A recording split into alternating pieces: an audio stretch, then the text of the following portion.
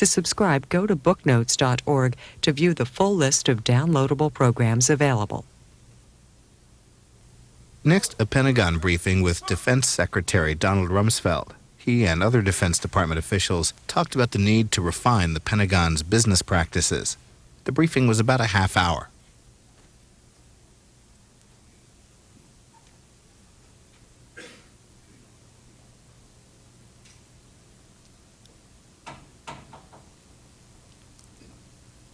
Ladies and gentlemen, the Honorable Pete Aldridge, Undersecretary of Defense for Acquisition, Logistics, and Technology.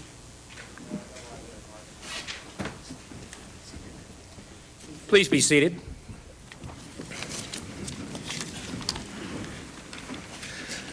I'd like to welcome the Secretary, the Vice Chairman of the Joint Chiefs of Staff, General Richard B. Myers, the Secretary of the Army, Honorable Tom White, Secretary of the Air Force, the Honorable Jim Roach, the Undersecretary of the Navy, the Honorable Susan Livingstone, Mr. Wynn, Ms. Morales, and honored guests of today's event.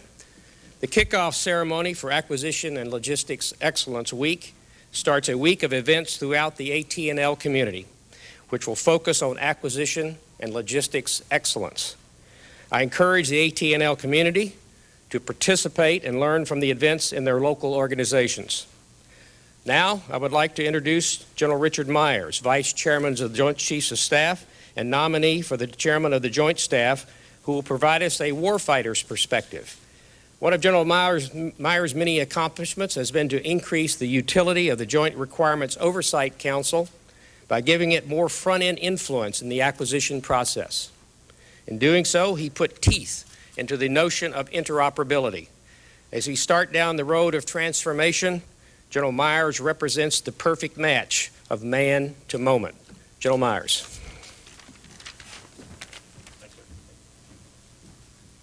Well, good morning, everybody. Thank you, Secretary Aldridge, for that introduction, and Secretary Rumsfeld, Service Secretaries, other distinguished guests in the audience. You know, in trying to prepare these remarks, they're supposed to be short, yet have a punch. But they said, the staff said, we offer you a couple of warnings. First, don't drone on forever. And second, say something interesting. With a 4-minute time slot, I can guarantee this is going to be short. But as a former fighter pilot talking to a bunch of acquisition and logistics folks, I don't know about the interesting part. Or at least I wouldn't have until I served in various acquisition and joint assignments over the year. And it's given me a perspective, I think, that helps me, in my belief, what an absolutely critical role acquisition and logistics professionals play, particularly in driving the armed forces toward achieving our national security objectives. So I was really pleased to see the posters throughout the Pentagon that had your theme on it, from reform to excellence. And I think that's exactly on target. And I think it's forward-looking while recognizing what needs to be done to get there today. However, if I can pick at themes for just a minute, let me pick at this one. It projects excellence in the future. And I think we all obviously realize that we need to reform and achieve excellence in parallel. So don't be drawn into the trap of thinking that we're going to reform now and then develop excellence in our work later. It's critical that we continue both of those on a parallel track. In fact, I've always thought you've done pretty well up to this point. I know you've done excellent work. How else, for example, could we make the credible claim of having the best armed forces in the world if you hadn't performed in an excellent manner? The beauty of your theme for this conference, however, is that you clearly realize that no matter how well we're doing currently, there is always room for improvement. And the discussions you'll have over the next several days will highlight some of the things that all of us can do better. In a few minutes, Secretary Rumsfeld will offer you some ideas as well. And if you would, I'd also like you to keep a couple of other things in mind during your discussions. The first and the most important has to do with your focus. And that focus must remain completely on the warfighter. You've been outstanding acquirers and maintainers for your services, but and I think you realize, you're part of a larger system designed to put the best possible systems into the hands of the warfighter, and particularly the joint warfighter, since that's how we do our business. I think we're doing much better today than 10 years ago, when service parochial interest almost scuttled capabilities like JSOW, JDAM, and AIM-9X. And there are probably some in this audience who recognize exactly what I'm talking about. We've come a long way since those days. The second item, since our focus must absolutely be on systems to benefit the joint warfighter in the battle space, those systems must be born joint. And I don't mean for this idea to usurp the service Title X responsibilities to organize, train, and equip. That is very, very important. But there's absolutely no reason why the services can't acquire new systems without keeping in mind how they enable the Joint Warfighting Commander to integrate them with other services systems in accomplishing the mission. We prefer to train like we fight, and that is jointly. So we must acquire systems that are born to train and fight jointly as well. This is the new focus of the JROC, as Secretary Aldridge said, and I think we're making tremendous progress. We are indeed fortunate, I believe, to have a Secretary of Defense who understands that and understands what it will take to implement that kind of change. It's one of the keys, I'm certain he'll agree, to true transformation. That he is ideally poised to lead us in that transformation is no surprise. The Secretary has experience in very nearly every entity that would be charged with implementing transformation, and for that matter, that would be affected by its outcome. Navy fighter pilot, member of Congress, ambassador to NATO, White House Chief of Staff, enormously successful private businessman, once and again, our Secretary of Defense. There couldn't possibly be a more credible litany of experience for the man guiding us through the transformation of our armed forces. Ladies and gentlemen, it's my distinct pleasure to introduce our leader, our Secretary of Defense, Donald Rumsfeld.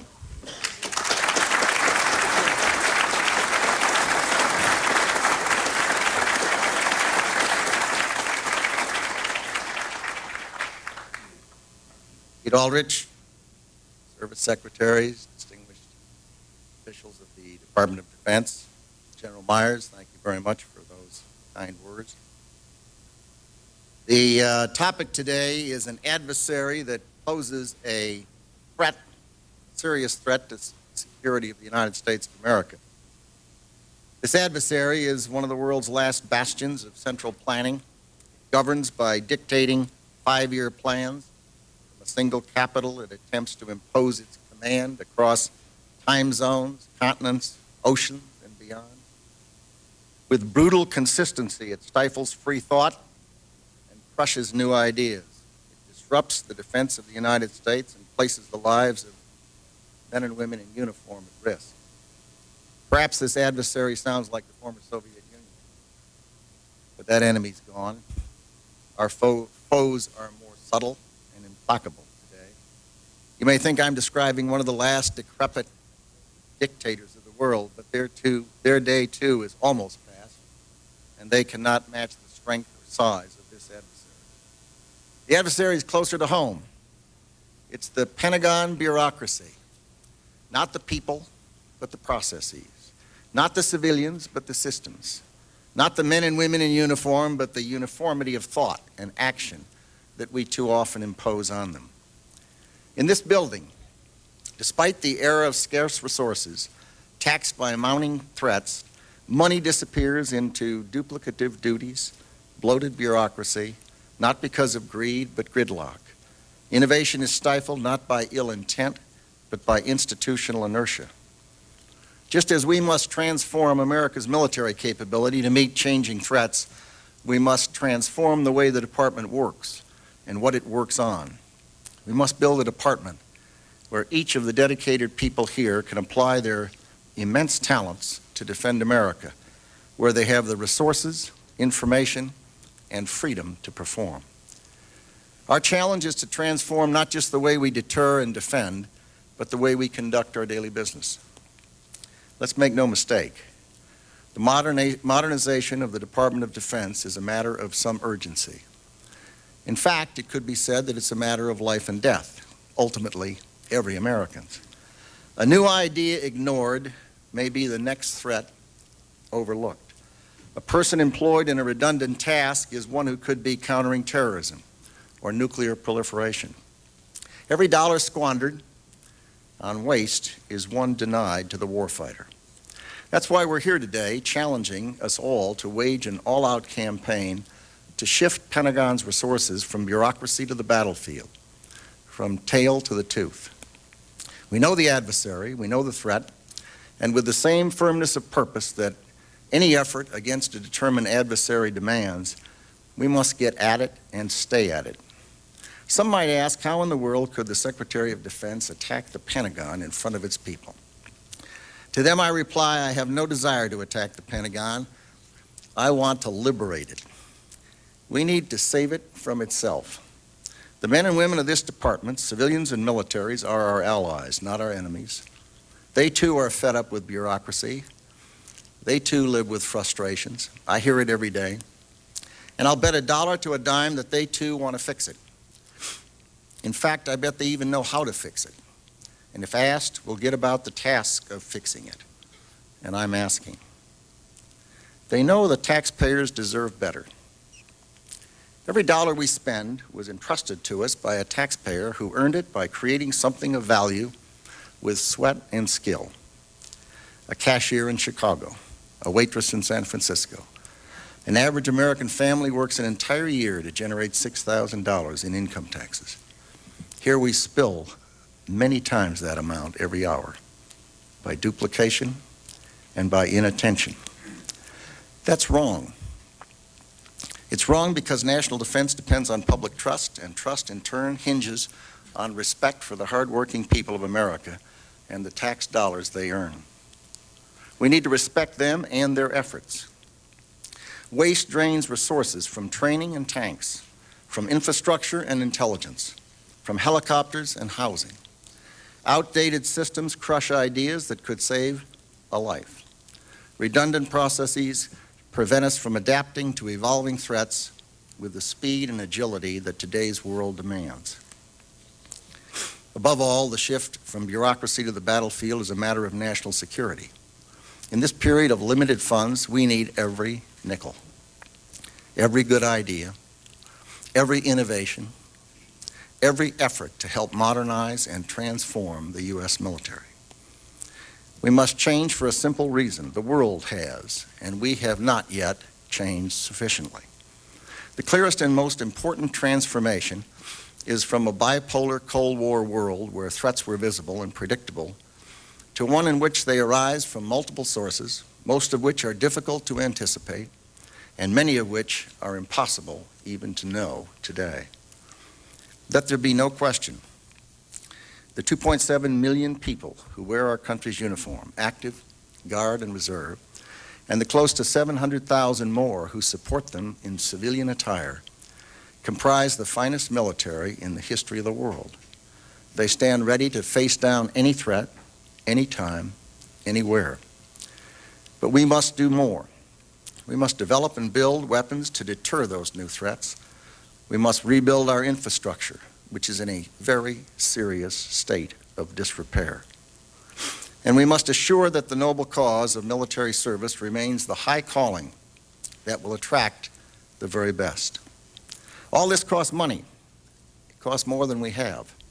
It demands agility, more than today's bureaucracy allows.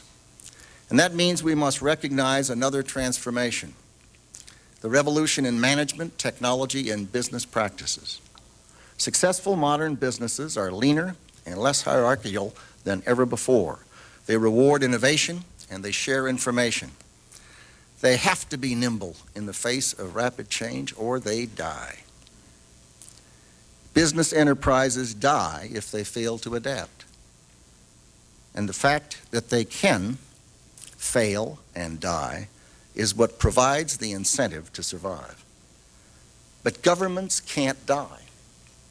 So we need to find other incentives for bureaucracy to adapt and improve. The technology revolution has transformed organizations across the private sector, but not ours, not fully, not yet. We are, as they say, tangled in our anchor chain. Our financial systems are decades old. According to some estimates, we cannot track $2.3 trillion in transactions. We cannot share information from floor to floor in this building because it's stored on dozens of different technological systems that are inaccessible or incompatible. We maintain 20 to 25% more base infrastructure than we need to support our forces, at an annual waste to taxpayers of some $3 to $4 billion. Fully half of our resources go to infrastructure and overhead. And in addition to draining resources from warfighting, these costly and outdated systems, procedures, and programs stifle innovation as well. A new idea must often survive the gauntlet of some 17 levels of bureaucracy to make it from a line officer's head to my desk.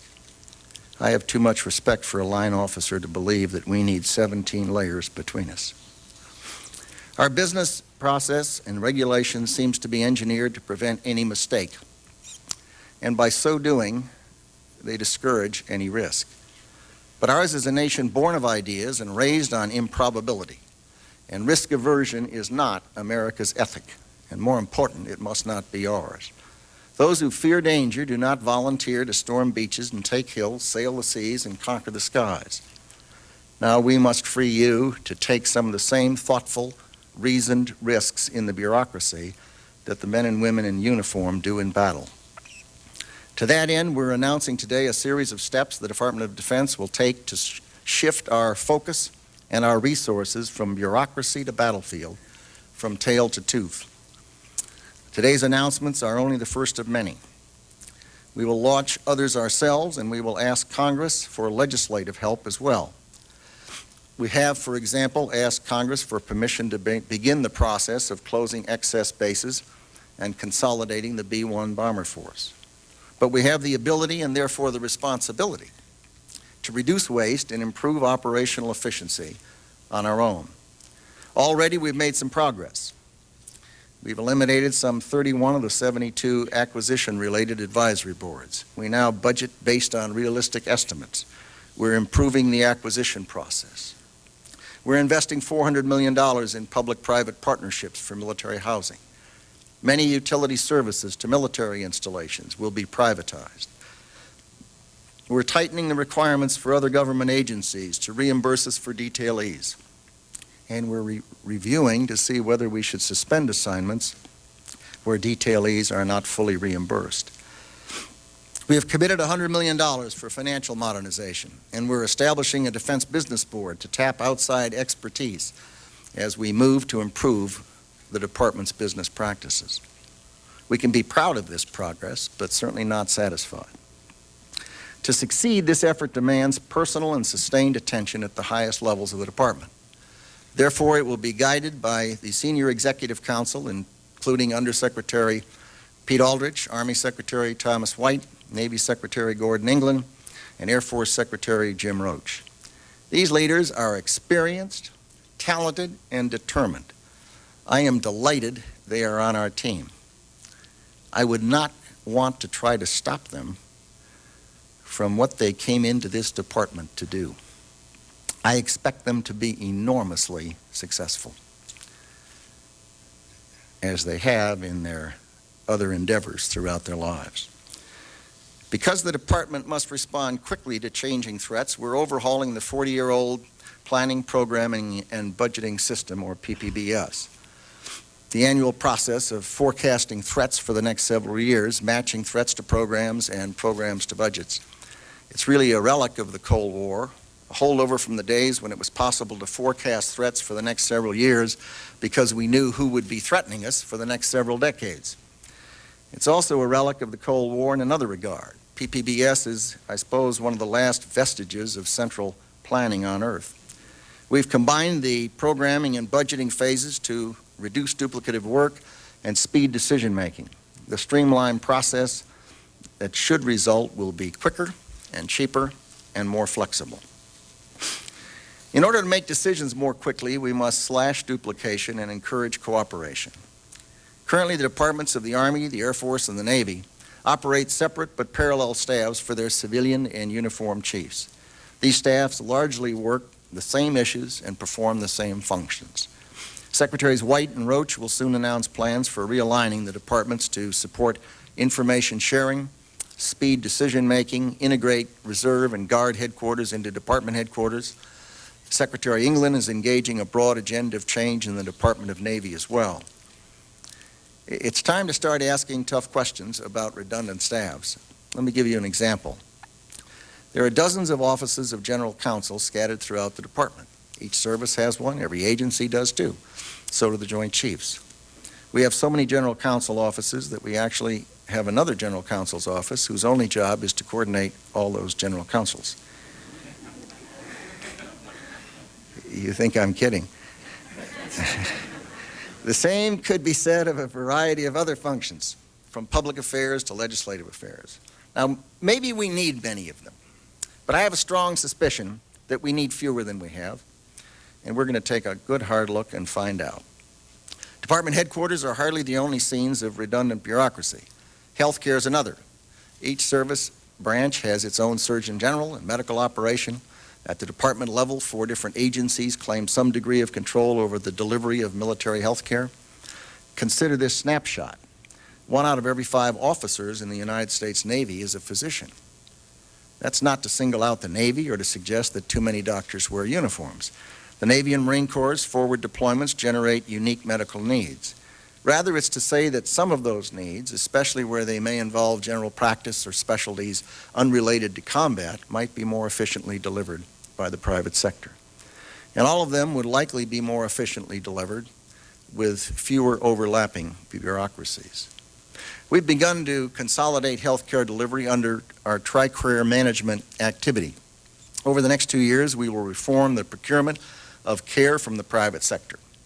I've asked the military departments and Personnel and Readiness Organization to complete a revamping of the military health system by fiscal year 2003. DoD also has 3 exchange systems and a separate commissary system, all providing similar goods and services. The Congressional Budget Office estimates that consolidating them could save some $300 million. I've asked that we promptly explore the use of tools like consolidation and contracting to ensure our uniformed personnel and their families get the very best. Congress has mandated that we reduce headquarters staffs by 15% by fiscal year 2003. I have ordered at least an overall 15% reduction from fiscal year 1999 levels in the numerous headquarters staffs overall throughout the department, from the Pentagon to the sinks to every base headquarters building in the world. It's not just the law, it's a good idea, and we're going to get it done. It's the right thing to do. To transform the department, we must look outside this building as well. Consequently, the Senior Executive Council will scour the department for functions that could be performed better and more cheaply through commercial outsourcing. Here, too, we must ask tough questions. Here are a few. Why is DoD one of the last organizations around that still cuts its own checks? When an entire industry exists to run warehouses efficiently, why do we own and operate so many of our own? At bases around the world, why do we pick up our own garbage and mop our own floors rather than contracting services out, as many businesses do? And surely we can outsource more computer system support. Maybe we need agencies for some of those functions. Indeed, I know we do. Perhaps a public-private partnership would make sense for others, and I don't doubt at least a few could be outsourced altogether. Like the private sector's best-in-class companies, DoD should aim for excellence in functions that are either directly related to warfighting or must be performed by the department. But in all other cases, we should seek suppliers who can provide these non-core activities efficiently and effectively. The Senior Executive Council will begin a review of the Defense Finance and Accounting Service, the Defense Logistics Agency, and Defense Information Service Agency. Harnessing the expertise of the private sector is about something more, however. The Department of Defense was once an engine of technological innovation. Today, the private sector is leading the way in many respects. Yet DoD makes it harder and harder for us to keep up, and for those who do keep up, to do business with the department. Consider that it takes today twice as long as it did in 1975 to produce a new weapon system, at a time when new generations of technology are churned out every 18 to 24 months. That virtually guarantees that weapon systems are at least a generation old, technologically, the day they're deployed. Meanwhile, our process and regulations have become so burdensome that many businesses have simply chosen not to do business with the Department of Defense. To transform the department, we must take advantage of the private sector's expertise. I've asked the members of the Senior Executive Council to streamline the acquisition process and spur innovation in our traditional supplier base. Finally, and perhaps most important, we must forge a new compact with warfighters and those who support them, one that honors their service and understands their needs and encourages them to make national defense a lifelong career. Many of the skills we most require are also in high demand in the private sector, as all of you know. To compete, we need to bring the Department of Defense the human resources practices that have already transformed the private sector. Our compact with warfighters will address quality of life issues like improvements in health care and housing, where we will make more use of public-private partnerships and by working to reduce the amount of time they must spend away from their families on deployment.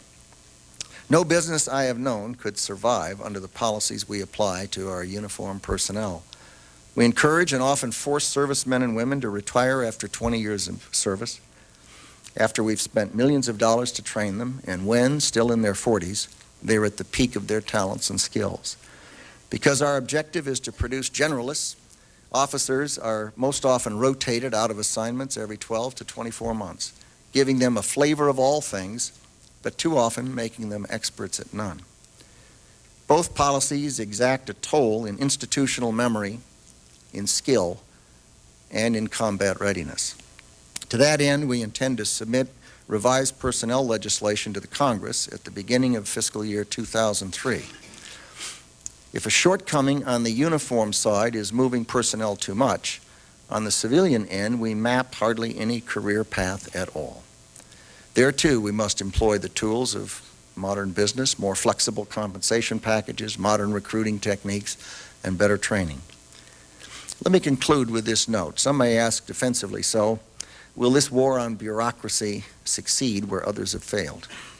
To that, I offer three replies. First is the acknowledgement, indeed this caution. Change is hard. It's hard for some to bear, and it's hard for all of us to achieve. There's a myth, sort of a legend, that money enters this building and disappears like a bright light into a black hole, never to be seen again. In truth, there is a real person at the other end of every dollar, a real person who's in charge of every domain, and that means that there will be real consequences from and real resistance to fundamental change. We will not complete this work in 1 year, or 5 years, or even 8 years. An institution built with trillions of dollars over decades of time does not turn on a dime. Some say it's like turning a battleship. I suspect it's more difficult. That's the disadvantage of size. But here's the upside. In an institution this large, a little bit of change goes a very long way. If we can save just 5% of 1 year's budget, and I have never seen an organization that couldn't save 5% of its budget, we would free up some $15 to $18 billion to be transferred from bureaucracy to the battlefield, from tail to tooth. Even if Congress provides us every nickel of our fiscal year 02 budget, we will still need these extra savings to put towards transformation in this department. Second, this effort is structurally different from any that preceded it, I suspect. It begins with the personal endorsement, in fact, the mandate of the President of the United States. President Bush recently released management agenda that says the performance, not promises, will count. He is personally engaged and aware of the effort that all of you are engaged in. The battle against a stifling bureaucracy is also a personal priority for me and for the service secretaries. One that will, through the Senior Executive Council, receive the sustained attention at the highest level of this department. We have brought people on board who have driven similar change in the private sector. We intend to do so here. We will report publicly on our progress. The old adage that you get what you inspect, not what you expect, or put differently, that what you measure improves, is true. It is powerful, and we will be measuring. Our strongest allies are the people of this department, and to them I say we need your creativity, we need your energy. If you have ideas or observations for shifting the department's resources from tail to tooth, we welcome them. In fact, we've set up a dedicated email address, tail2tooth@osd.pentagon.mil, where anyone can send in any thoughts they have. Finally, this effort will succeed because it must. We really have no choice. It is not in the end about business practices, nor is the goal to improve figures on the bottom line. It's really about the security of the United States of America.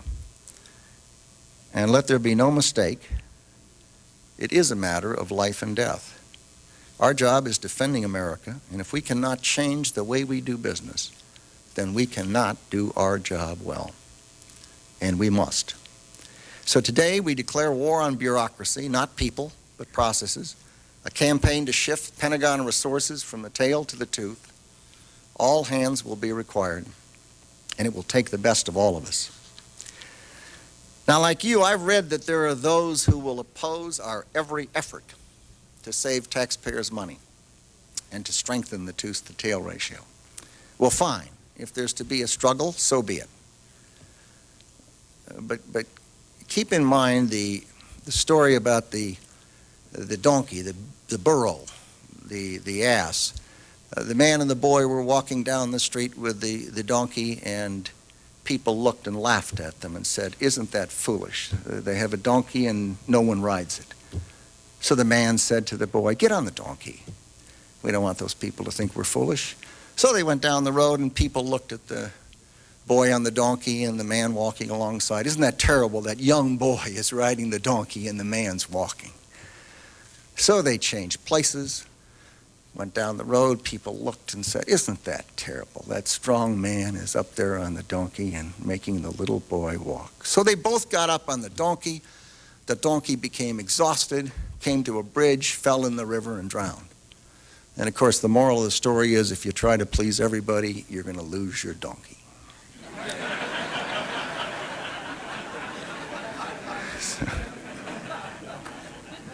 So as we all remember that if you do something, somebody's not going to like it, so be it. Our assignment is not to try to please everybody. This is not just about money. It's not about waste. It's about our responsibility to the women, men and women in uniform who put their lives at risk. We owe them the best training and the best equipment, and we need the resources to provide that. It's about respect for taxpayers' dollars. A cab driver in New York City ought to be able to feel confident that we care about those dollars. It's about professionalism. And it's also about our respect for ourselves, about how we feel about seeing GAO reports describing waste and mismanagement and money down a rat hole. We need your help. I ask for your help. I thank all of you who are already helping. I have confidence that we can do it. It's going to be hard. There will be rough times, but it's also the best part of life to be engaged in doing something worthwhile. Every person within earshot wants to be a part of a proud organization, an organization that cares about excellence in everything it does. I know it. You know it. Let's get about it. Thank you very much.